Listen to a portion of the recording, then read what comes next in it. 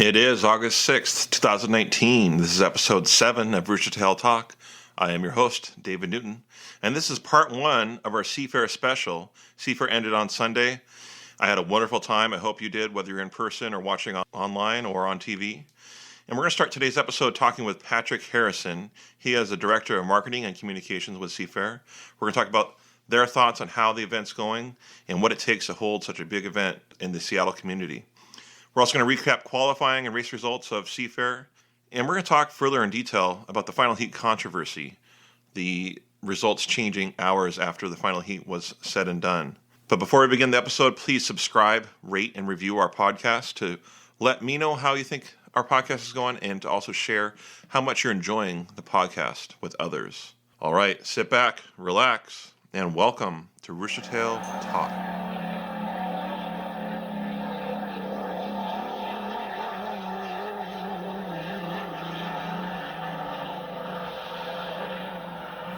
This year I went down every day for Seafair. I went down Thursday for a little bit in the afternoon. Did an interview with Andrew Tate there on site. That'll be another future episode to discuss my interview with him. But I was also there on Friday, Saturday, and Sunday. I went down with a couple of close friends over the weekend, as well as my father-in-law and my family. So I was able to share this with friends and family, and that makes part of it the reason why I like boat racing, hydroplane racing so much fun. It's really a great event to bring your whole family and friends to. And my initial thoughts when I was getting ready, I was planning my weekend out, looking at the schedule of events. And on Friday, they had testing in the morning around 9 a.m., went through H1 testing, had some 5-liter testing, vintage boats. They had the J-Stock hydros, and then they finished it off with the qualifying round for H1. And that said it was going to be done around 1:05, somewhere around there. So on Friday, all the boats were done by 1 p.m. And Saturday was somewhat of a similar schedule. It was done by 2 p.m. And on each of those days, once the boats were done, by that time, it was on to the air show. At first, I was disappointed in seeing that. But in reality, it was actually kind of pleasant as a fan, looking at it through the fan's perspective, because there was more action. It wasn't as spread out throughout the day. Thinking back to last year, I was there for qualifying on Friday, and they had testing in the morning around 9, and then they didn't have the H1 hydroplanes out until 5 p.m. for qualifying. And that was such a long day with such downtime. It made for a long and more of a boring day with all that downtime. So I actually did enjoy that tighter schedule they had. I'm not sure how well the teams, owners, and drivers like that. But from a fan's perspective, I think that was a good decision by H1 and Seafair to do that. But also having the Blue Angels perform after the hydros, there was many more fans that were watching the racing as opposed to last year when qualifying didn't start at until 5 p.m. So many of the fans had already left because it was getting later. And the final heat last year, I don't think they started the final heat till about 5:30 or something like that. And a lot of fans had left. In the first lap, the Alberto went through the Roostertail, flipped, so they had to stop the heat and do a restart. And I believe it wasn't until about 7 p.m. I remember we were getting worried that the sun was setting because it was getting really late into the evening, so there wasn't much daylight left, and there was very little fans on the shorelines there. It was so late. So having an earlier schedule is actually for the benefit of the fans in the long run. So hopefully H1 liked that, and people like that on the shoreline and in the pits, because I think it was a good decision. But a couple other things I want to talk about. First off, the Grand Prix boats, they were missed. Having the unlimited lights years ago was a benefit and filler in the schedule, having more racing on the water. The Grand Prix boats, they do a great job of that. I would really like to have seen them at Seafair. The 5 liters were fun to watch, but there was only 5 of them. And I think one of them broke down Friday, and another one broke down Saturday. And so there was only 3 left on Sunday. And in the final heat, one of them didn't start, so it was a 2-boat run. It would be nice to see more boats there. The 5 liters are fun to watch. It'd be fun if they could have 10 of them out there. But I would really like the Grand Prix to have been back at Seafair. They're a really fun class to watch. I'm getting more and more intrigued with that class. They're loud. They're great racing. A lot of fun. It would have been really cool if they could have had 8, 10, or 12 of them down there in the pits and multiple heats going on and big final heat. Hopefully next year, Seafair will get that memo and someone out there will let them know and figure that out, because that would be a great part to have with Seafair. But one thing I really did like, this was the second year they did that, they had the J-Stock Hydros down there, and they rocked. They were so much fun to watch. It was really, really fun to watch the kids get so into it, involved, and excited for their racing, trying their best, and getting help from their families and friends, and the other race teams that sponsored their boats and mentored those drivers. It was really cool to see how involved they were in such a stepping stone class into getting those kids into racing outboards and eventually into bigger outboards or inboard classes. I really hope that they return next year. They were so much fun to watch. Had so much more fun watching them than the Formula One tunnel boats that were there in previous years. It was just a really cool class to have, and just seeing the excitement on those kids' faces it was a home run in my opinion. I actually have a nephew turning 8 this fall, so he'll be 9 in just over a year. I'm trying to plant that seed right now about the museum's program in the winter, building the J-Stock Hydros, and trying to start some sort of family race team. I think that'd be super fun to be able to share that with my nephew and just kind of get the whole family together and go to races. I think that would be super fun. I don't know if that'll happen. It might be dream world, but if I can get that to happen, that would be a lot of fun. I would really enjoy that. But there's a lot of other things I had fun with at Seafair. In the park, they had a huge canvas where they had multiple artists painting a mural live all weekend, and it was to commemorate the 70th year of Seafair. They had some really cool things on the painting, including the Seafair Pirates and Clowns, but they also had the Hawaii Kai for the famous 58 win victory. They had some other hydroplanes on there, and it's a pretty cool piece. It was fun to see them being able to do that live all weekend long and seeing their progression. They also had a huge TV in the park. I don't know how big it was. It was one of those you would see like at a ballpark, but it was really big. And several times on the weekend, I would be in the park area getting food or go out and seeing a booth or whatever. And a couple of those times, they were showing some older heats of racing. They had some races from the 80s and 90s, and there was a lot of people there who were just sitting watching the old footage of the hydroplanes, and I could hear stories of people saying, "Oh, I was at that race, and I remember when this happened," or just talking about the racing. I sat and ate lunch on Saturday, I believe it was there in the park, watched heat of racing. It was pretty cool. That was a lot of fun. They also, Alberto sponsored a small little boat race. They had a little pool just outside the pits, and they had little 8-inch hydroplanes, and they had a little course set up, and the kids could pick a couple boats out and race around the course. That was a lot of fun. I know my son really enjoyed that exhibit. But I had a chance to meet up with Joe Bryant, and Joe Bryant, he is the head of a program for Mercer Island High School. They have a radio station, 88.9 FM, The Bridge, and they have different high school students working together, creating a radio station. And I had the opportunity to be interviewed for that radio station, talk about the podcast, talk about hydroplane racing in the Seattle area.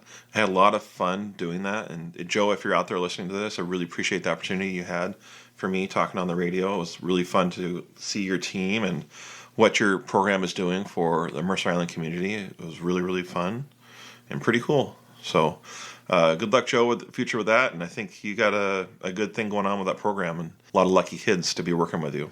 And I got the chance to talk to a representative on the board of Seafair and its impact on the community in Seattle. I'm talking to Patrick Harrison, Director of Marketing and Communications at Seafair. And Patrick, how is Seafair going so far? It's going great. I mean, great weather, great competitive racing, great air show. I mean, it's really something for everyone on both the land, sea, and air. Yeah. I've been out and around the crowds today, and it seems like there's a pretty big, large crowd. Do you have any numbers so far or expectations of how many people are in attendance? We get numbers usually at the end of the day or the next morning, but I think right now the expected is about 100,000. That includes from the South Shore up to the North Thunder Bay with the classic car show that we had today. Oh, wow. with that in mind, this is such a huge event in Seattle. How much does it take to get this in place? How many volunteers does it take? How many months of preparation is it for this one weekend? Well, Seafair is not just about this one weekend. We do the 4th of July fireworks as well. It's the Milk Carton Derby. It's the Torchlight Parade. So it's 6 major signature events and 34 community events that Seafair is part of. So it takes, believe it or not, it's only a full-time staff of 12, and it does take us a full year, but we have over 2,000 volunteers that make all of our events tick and make it happen. And we have a team of 12 college interns from University of Washington, Gonzaga, other universities that are studying what they want to do in life. And so they're a big part of what makes this happen.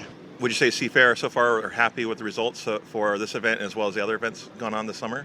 I'm thrilled. This is my first year with Seafair. I've been in the live entertainment industry for over 30 years, but my first time with Seafair, I came on board in February. But everyone that has been here saying that the crowds are bigger, there's more excitement, there's more diversity, and there's more things happening at different times. So it's a tighter schedule. So, I definitely say it's been a definite success. Yeah. And there's been some new things I've seen in the park here. One thing I really liked and saw, we watched a little bit today, was the artists out there making a mural out there. Can you talk a little bit about that? Sure, that was actually one of my ideas a couple months ago. Is I wanted to create something that was special about the 70th anniversary. So I found a company that actually creates live artwork.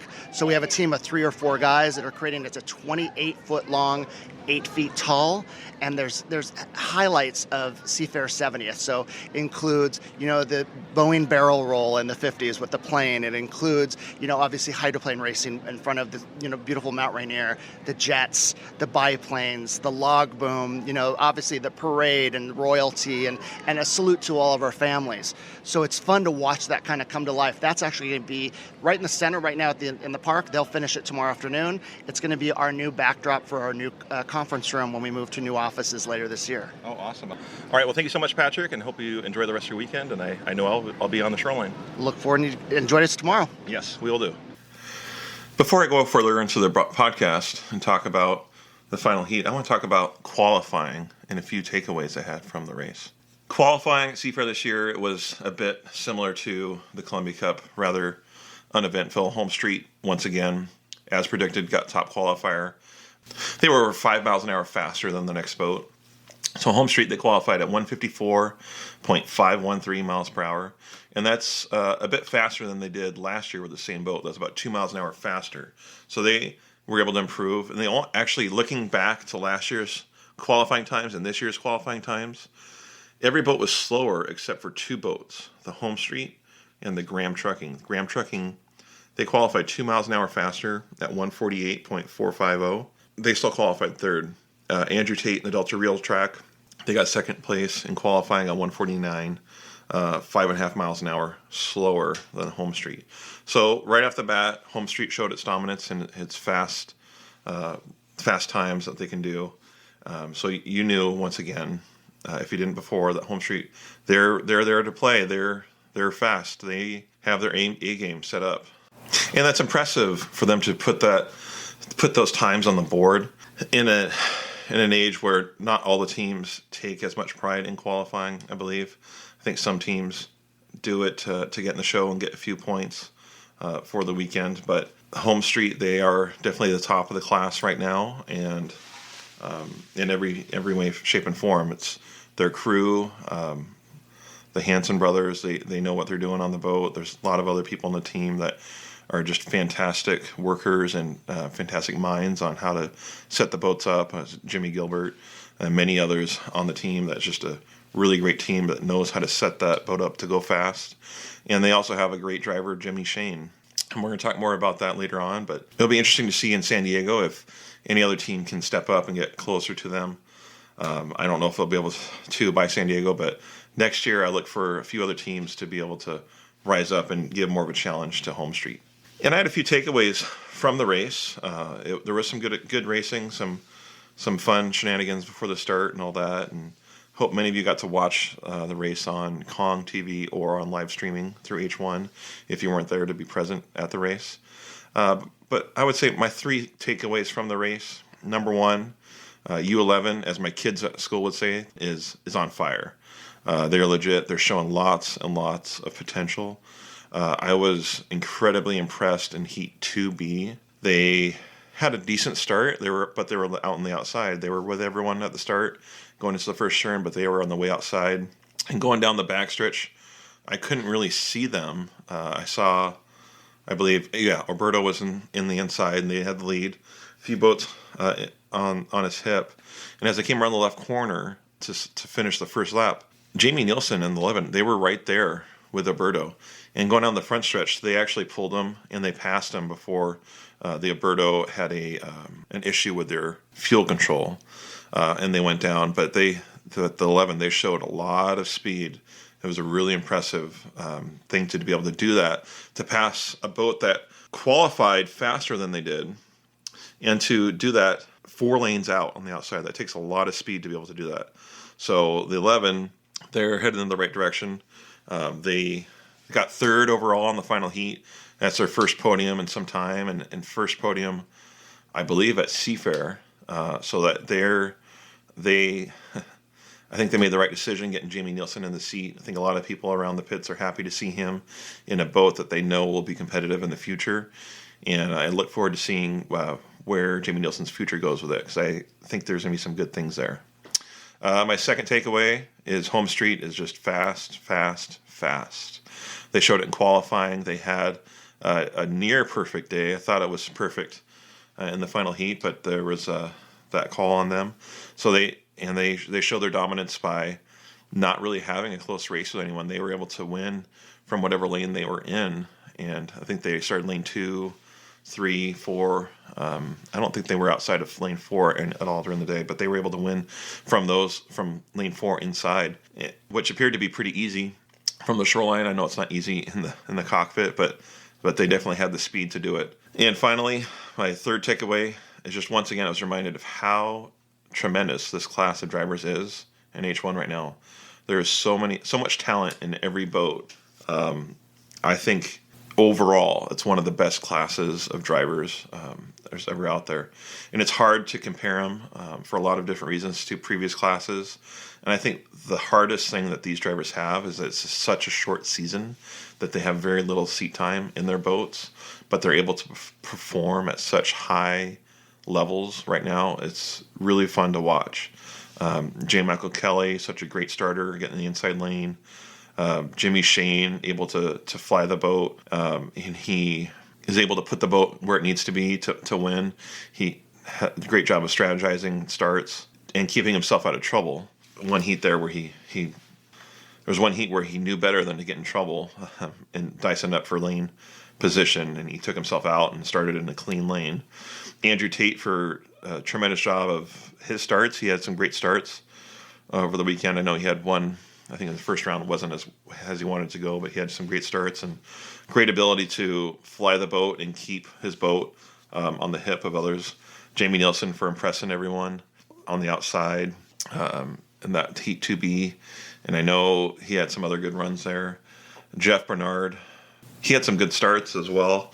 Unfortunate circumstances in a couple of the heats. I know there was a timing issue in his first heat, issue with the clock getting set up, also the fuel control, but he was able to get to the final heat. Unfortunately, he wasn't able to get clean water. He got stuck behind in some really, really sloppy water, which can happen very easily in the final. Bert Henderson, he made some tremendous starts and got lane position. He's just missing some speed there. If he had a few miles an hour more, he'd be right up there with them, and he'd be really pushing some people around. Corey Peabody, he knew where to put his boat to be successful and to get finishes. It'll be fun to see what he can do when he's given a better piece of equipment, but right now he's doing a tremendous job with that 98. And Brian Perkins, he was able to show some more performance increases with that new hull. He drove the boat really well on some really rough water, had some good finishes, and unfortunately he had a penalty in the final, but this is just a great, fun class of drivers to watch, and I really look forward to seeing what the future brings all of them, because I think there's a lot of possibilities out there for these guys. So let's talk about the final heat. In that final heat, I watched it there in the South Turn. I had a good spot. I was watching live. Had fun looking for the slicing and dicing and shenanigans before the start. going down the backstretch, they established that J. Michael Kelly was in lane 1, Nielsen 2, Shane was lane 3. And then coming up to the start, looked like Shane just had a perfect start, and he just walked away with it. I think coming out of the first turn, he was half a Roostertail ahead of everyone else, and by the time they were done with one lap, he had a Roostertail lead over J. Michael Kelly. And then around that time, they announced over the loudspeakers that J. Michael Kelly, he was penalized for the 80 miles an hour rule, so he was going slower than 80 miles per hour for more than 3 seconds 2 times before the start of the heat. So at that point, it looked like what it really was that Home Street had it sewn up, because he had a Roostertail lead over J. Michael, but J. Michael was penalized a lap, and I'm pretty sure J. Michael had a Roostertail lead over Andrew Tate and Jones Racing, the Delta Rail Track. Pretty much after a lap, Home Street had a 2 Roostertail lead. So he had the clean water, he was out front, and it was his. I was a little bit disappointed that Nielsen didn't have the best first lap that he could have. Looked like going through the first turn, I don't know if he lost his lane or if he took his foot out of it because he was afraid of losing his lane and saving the equipment, which is a smart call. You don't want to be rebuilding the whole boat before heading down to San Diego. But he was able to get third out of it, so that was a really great finish for the team. So he was able to boost the team up to a podium position, which is huge for the 11 team. I mean, it was really fun to see them get that strong finish. So in the final heat from the shorelines, after a couple laps, the boat stretched out, and we weren't treated to as close a race as we have been in years past. Years past, there's been some great deck-to-deck races, and even in Columbia Cup a week ago, J. Michael Kelly and Tate had a really close race, and you didn't know until the last lap who was going to win, really. I left thinking that Home Street won. We packed up our stuff, and as we're walking out, we could hear the awards ceremony. So they didn't have the awards ceremony too long after the final heat took place. And as I got our stuff, we got to the TV in the park. We stopped, and we could see them awarding Jimmy Shane and the Home Street the trophy for their victory. I was thinking that was a clean race. We had it done, no controversy. Okay, we're going to go home and have a nice dinner, and that's that. So, but then we ate dinner, got on the couch, was watching TV, and I looked on my phone, and believe it or not, it happened. So Home Street was announced that they were illegal in the final heat. And the official statement from H1 was that after reviewing onboard video, H1 hydroplane officials said that Shane had indeed gone below the minimum speed twice and added a 1-minute penalty after the race. The officials also reviewed onboard video from Kelly's race boat and determined that the penalty called during the race on Kelly was going under 80 miles per hour was incorrect, and his 1-minute penalty was rescinded. This was also the third consecutive year Seafair has been decided by a penalty. So 2 hours after the race was completed, H1 announced that the call was reversed to the public. Now, I'm not sure exactly what the process for review is and for objections. I know that they have a process in the rule books. They have it written out and what is to be done once there is an objection or there is a call that is in question. And I remember when we were packing up our stuff on the shoreline, the boats were just getting to the docks, and already at that point, some representatives of the Graham team had let it known to the officials that they were protesting or objecting to the results of the final heat, and they wanted to talk to the referees or the officials. So at that point, we knew that there was some question to it, but we didn't know the legitimacy of it, because I think there's a lot of times in racing where where there are things that get objected that don't often get rescinded, right? It looks bad for H1, but wouldn't it also look bad if they didn't reverse it? Wouldn't it look bad if we saw the video of Home Street going underneath 80 miles per hour more than 3 seconds for 2 or more times, and H1 did nothing? Wouldn't it look bad on the organization if after the race we found the exact evidence that Home Street didn't actually technically win because they broke the 80-mile-an-hour rule. I mean, you can play devil's advocate. Which is worse? I mean, either way is not great for H1, but you have to give it to H1 that they got the call correct, that they did what they were supposed to do, and recognize the true winner of the race. But what do the fans want? As a fan, what do you want to have? What do you want to have happen? Do you want the H1 organization to make sure that the calls are correct and they give the true winner the credit for their victory? Or do you want to go with the results that immediately follow the end of the race, which may or may not be true? I know as a fan, the answer is both, right? You want the results to be completed, perfect at the end of the race, but you can't have that. You can't currently have that with racing. It's such a unique sport, and where it's at right now, you can't have both. So what needs to happen for more positive spins on the races? I don't know. I'm sure people are looking at the rules right now and thinking about that.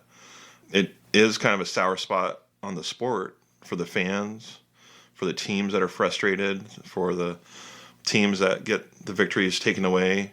I'm sure it's not the way that Graham wanted to win, right? You want to win on the race course. You don't want to have to be, objecting to rules and all that.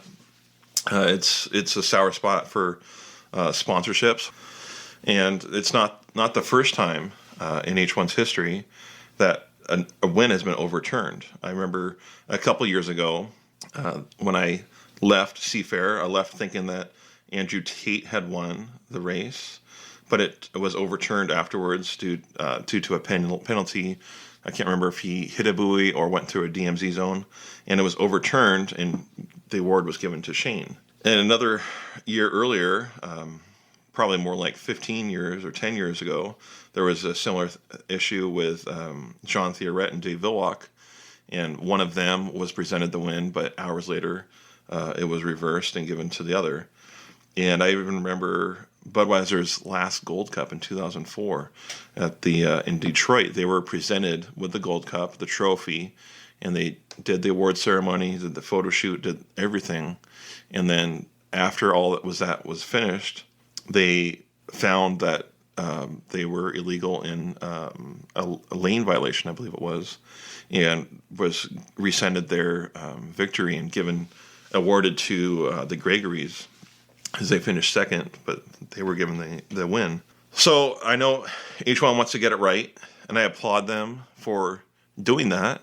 You want to make sure that the right team is awarded the victory. The only downfall is the timely decisions. I'm not sure if it's a lack in the technology, of taking too long to know the appropriate feedback. Is it lack of personnel running the technology? Is it a lack of finances to have the proper channels to figure out what the penalties are and who should be penalized? I don't know. I don't have the answers. But I know that they were trying to rush their product out for the award ceremony. They want to make sure that they can have, while the media's there, that they can present their awards, which they should be able to do, share that with the public and the fans. And I know the fans like seeing that, and the local media likes presenting that. But in situations like this, it creates more of a controversy, and it's more in the public eye. But you know what? H1's not the only sport to have controversy. I'm pretty sure about this. I'm pretty sure that all major sports have controversy, especially when it comes to referees and officials and decisions made on the field, on the court. I'm pretty sure that all sports in general have this. Now, I don't follow all the sports out there. I like racing. I love H1 racing. I love hydroplanes. You know that. But I do also follow Major League Baseball and NFL. And in NFL, you could go on for hours and days on all the controversies of referees and decisions made and calls made or not made. And there's a few that just pop out in my mind right now as I'm thinking about this. I can remember watching a game. It was in the playoffs. I can't remember which two teams were playing, but they had a coin flip to decide who got the ball first in overtime. And the team called it as it was being flipped in the air. And the referee said it was opposite of what they said. And so say like the team called heads, and the coin flipped. The referee looked at it, and it was heads, but he said that that team actually called tails. So the team actually got it right, but the ref thought they said the other thing and gave it to the other team, and the other team actually won that game. So that was a huge mistake by the ref that didn't get fixed. They went on playing because I believe that was before instant replay. So they went on playing, lost the game because of the ref's mistake. And that did not get corrected. I also remember a Seahawks-Packers game a few years ago. It was early in the season. I believe that was when the referees were on strike, so they had different referees coming in to ref the games. And the Seahawks were down by a couple. They threw a pass in the end zone. A Packer player and a Seahawk player held the ball in the end zone, and the Seahawks were awarded the touchdown. And that was the end of the game. The Seahawks won, and I don't know for sure if that was a true call. There was a lot of controversy about that one. I'm a Seahawks fan, and I want to say it was, but I kind of know that wasn't quite the right call.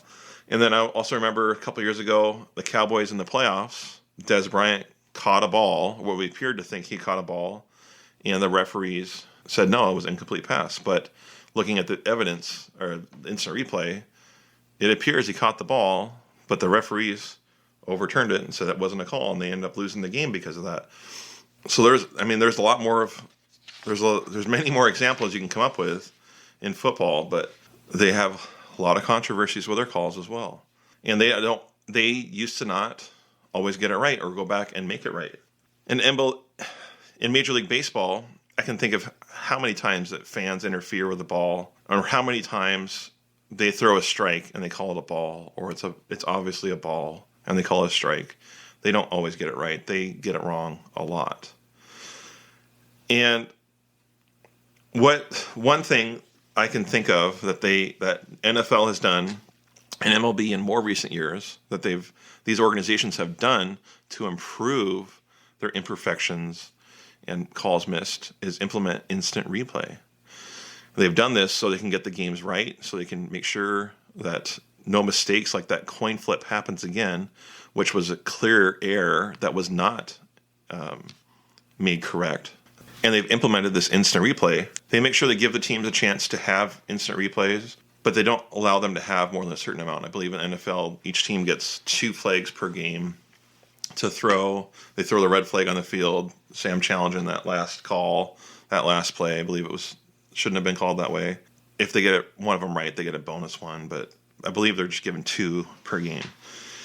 So this shows that the organizations, they're giving the teams power to review it, but they also have strict limitations on how that's going to happen. They have time limits. They can only throw the flag up to a certain point. Once the point of play is reached further than that, they can no longer protest that one play. In MLB, they've started doing the same thing recently because they want to make sure they get the calls right, which H1 did that. They got the call right. In my mind, they got the call right. They gave the true winner the trophy at the end of the day. And I know H1 has rules on this. They have their procedures. And I'm sure if we look at the rule book, we can see exactly what those are, because I know they're very clear of what they are doing. And they try to be as translucent with the public as they can. But in my opinion, I believe that this needs to be tightened up for more clarity for the fans. Because it's not that fun to go home and have dinner and then see hours later that, I guess Jimmy Shane didn't win. I guess J. Michael did win. Okay. Well, it was a different heat than I thought it was. And there's tons of ways that they can do this, right? I know that they're thinking about it. They're not just saying, we'll just try again next time. They're an organization that's working really hard to improve the product of racing that they have. And I've seen that in many ways this year. They're working hard on it. They're moving towards improvements in a lot of areas. But I was just thinking as a fan, some different things that they could do. And I think it would be kind of fun.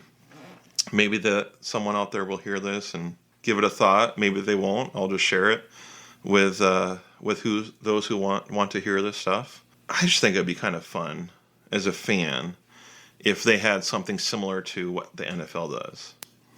In NFL, the coach doesn't like what happened on that play, said, we need to look at this right now. And so they have on their belts, they have little red flags. And they just throw it on the field. They can see it. That's all good. Wouldn't it be kind of fun if one representative per team had a flare gun? Say you can only shoot it once a year, right? You don't want them shooting flare guns every heat. But instead of a flag, have a flare gun. Give them, say, 5 minutes from the finish of the race. Once that 5 minutes is up, they can't protest. It's done. You got to leave it as it is. But they could shoot it out into the race course and say, I protest. Let's take a look at that heat. Let's talk about it. Let's see if the call was right or not. I think that'd be pretty fun. And this would be a visual for fans to know something's going on here. Maybe there was a penalty that wasn't seen after all. Maybe the penalty was on the wrong boat. Maybe that wasn't actually a penalty. Maybe they didn't jump the gun. Or maybe the other guy jumped the gun. I just think it'd be fun as a fan that you know right away that flare gun goes off. Well, there's an objection. There's time for instant replay. And I believe they have like a 30-minute decision time now. Maybe they need to tighten it up to 20 minutes or something to give the officials 20 minutes after the race is done, after the protest is presented. And then by the end of the 20 minutes, they have to announce to the fans, like on NFL, like on the loudspeakers or on TV, what the decision was. And if there's no appeals in that 5 minutes after the race, they just go straight to the award ceremony and they're done. And then, or if it was appealed, give them that 20-minute window, and then at the end of the 20 minutes, the decision's made. That would be fun. I don't know if that's something that can be done, but it's a thought. Who knows? The only problem I have with any organization is if they do nothing to improve on any mistakes or situations and just let it sit idle. I really think that the team that's on H1, they're not going to do that. I think they're to start the discussion the second after Seafair was officially finished and they gave the award to J. Michael Kelly. I'm sure they were already thinking and talking about ways to improve upon this so this won't happen again. Because that's what major league sports, they have to do. They have to adapt with the times. They have to make the games or matches or races tighter. They have to make it more open to the fans to know what's going on. And from what I've seen with H1 this year, they're doing a great job at doing that. It's unfortunate that this happened, but it's racing. And racing is so much more unique than football or so much more unique than baseball, other professional sports, and especially hydroplane racing. It's so much different than car racing because you have the second element of the start to think of. In NASCAR, they don't jockey for position before the race. They don't maneuver around the course to get the inside lane, to get the lane that they want. They start at a set position. And I love that about hydroplane racing. It's half of the fun is seeing them jockey around, doing their shenanigans around the course, pushing people around, trying what they can to get the inside lane. It's really fun to see the strategies and the different ways that can be done. And there's a lot of wins out there that I know Hanauer and other great drivers like Steve David, J. Michael Kelly, that they can attribute to getting that good start and others not. We saw that last weekend with J. Michael Kelly. He had the perfect start on the inside and the fastest boat in the field was back quite a ways on the outside of him. And so he wasn't able to win. So I hope that some solution can be found, which I'm sure can be, so you don't eliminate that. But maybe instead of changing the procedure of protesting and the rules, maybe hydroplane racing needs to change the way they think about the start. And it doesn't matter what you do, every part of it is going to have a downfall, right? So right now we have the downfall of the 80 mile an hour rule. Some people don't like it. I personally like the 80 mile an hour rule because I didn't like the product that was given, 5-7 years ago? I can't remember how many years ago it was, when the boats were literally stopped on the front stretch, coasting with the current, and to go down the front stretch to get to the score-up buoy in the inside lane. That was kind of boring. I didn't really care for that.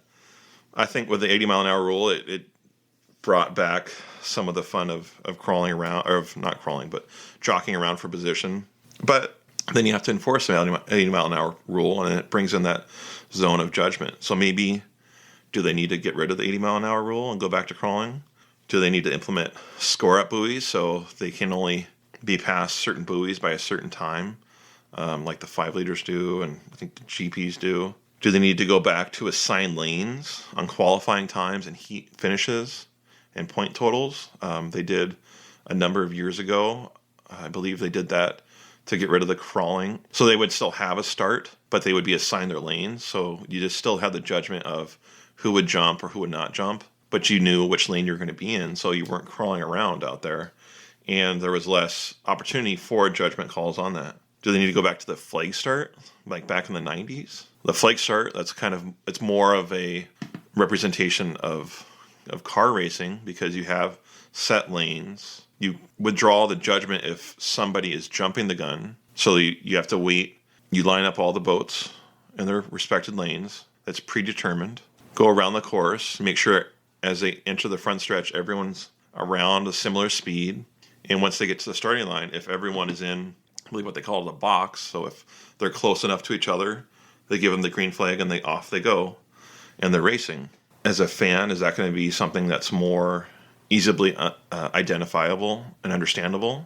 I don't know. I was pretty young back in the early 90s when that happened. I just thought they were cool boats that looked awesome and had beautiful colors and went fast. I don't really remember the flag starts that well. But then if you go to flag start or you go to assigned lanes, that takes away some of the talent that the drivers have. So it's going to be more beneficial to the faster boats and less beneficial to the talent of some of those drivers out there. I don't know. I was thinking more about that, and I thought, well, I'm sure there's many more ways, which there are. There's many more ways you could do it. One way I was thinking is they could have a score-up buoy. Say, have the score-up buoy on the front stretch at the starting line. Okay, so on the 2-mile course, you'd probably want to have that at minute 20 or so. So say you had that at minute 20 or minute 15. Once you're past that score-up buoy, you have established your lane. And so you have to maintain that lane for the entire lap before the start. By doing that, that would give the judges, the officials, more time to enforce the 80 mile an hour rule. Because after that point, you don't have to judge if they're on plane or not at 80 miles an hour. They have their lanes established, and it's up to them to make it around and get to the start on time. Maybe that giving them, the judges, extra time for that, to review that, maybe that'll help them so that there are less opportunities for judgment calls in that matter, and less opportunities for mistakes. Because you got to understand, the races, they're pretty quick. They're 3, 4, or 5 lap races, and that's not a lot of time for officials to make their calls. And a lot of it comes down to judgment calls. You can get down with the cameras and the drones and the strobe lights and all of this technology, but you still have to piece it all together and make a judgment call. But no matter how you look at it, how you change it, in the long run, every option, every rule is going to have its own downfall. The only thing that we really want to see is just see the organization keep on trying and keep on improving. And I have 0% doubt that H1 is going to have that issue. They have a great team, and they are going to find a way to make the races more tighter, to make it more accessible to fans, and have less opportunities for calls and judgments to really kind of put a negative effect on the race. I trust the people that are in H1 right now, and I'm excited to see how they respond to this and what the next race is going to be like. But listeners out there, I want to know, what do you think? Should H1 change the starting procedures? Should there be some other form or protocol for a protest in a race? I'm interested to see what you think out there. Please respond to this episode's post on Facebook, Twitter, or Instagram. Please be respectful in your posts and do not use derogatory words. If I see derogatory words on there, I will delete. And please do not attack others with their opinions. Please understand that this is a sport, but it's a sport that we all love, and we all want to see it to improve. I think one way that can happen is to let the people know your voice and what our opinions are. But Seafair's over. Summer, to me, is coming to an end. I have to go back to school here in a couple weeks. I've got to get back in the classrooms and get prepared for the year. I feel like racing is coming to an end, but there is some local region racing coming up. I'm excited to go and see a little bit more of that. And I got airplane tickets. We're going to San Diego. I'm going to go down and cover that race and enjoy the nice weather down in San Diego. It's been a while since I've been there. It's been about 12 years or so. I think 2007 was my last year there. So I'm excited to go back down there and see some friends and see some great racing. I hope you enjoyed part 1 of the Seafair Special.